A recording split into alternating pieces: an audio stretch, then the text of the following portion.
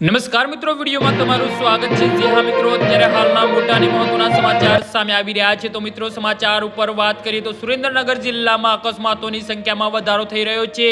ત્યારે તાજેતરમાં જ સુરેન્દ્રનગર તંત્ર દ્વારા બ્લેક સ્પોટ જાહેર કરવામાં આવ્યા છે, જેમાં ખાસ કરીને જે રોડ રસ્તા ઉપર વધુ પડતા અકસ્માતો સર્જાતા હોય તે રસ્તાઓને બ્લેક સ્પોટ તરીકે જાહેર કરવામાં આવ્યા છે અને ગત વર્ષ કરતાં 3 નવા બ્લેક સ્પોટ ઉમેરો થયો છે। ત્યારે સુરેન્દ્રનગર જિલ્લામાં કુલ 9 સ્થળો પર એવા છે જ્યાં રોજ અકસ્માત સર્જાય છે, તેવા સ્થળોને બ્લેક સ્પોટ તરીકે જાહેર કરવામાં આવે છે। ત્યારે અકસ્માતની સંખ્યામાં ઘટાડો થાય તે પ્રકારના પ્રયત્નો અને આરએમબી વિભાગ દ્વારા સુરેન્દ્રનગર ટ્રાફિક વિભાગ અને સુરેન્દ્રનગર આરટીઓ વિભાગ દ્વારા શરૂ કરવામાં આવે છે, છતાં પણ સુરેન્દ્રનગર જિલ્લામાં અકસ્માતની સંખ્યામાં ઘટાડો થઈ રહ્યો નથી। ત્યારે સુરેન્દ્રનગરના ધાંગધ્રા રોડ પર આવેલા કુડડા ગામ પર ટ્રિપલ અકસ્માત સર્જાયો છે, જેમાં 2 આશાસ્પદ યુવકોના મોત નિપજ્યા છે।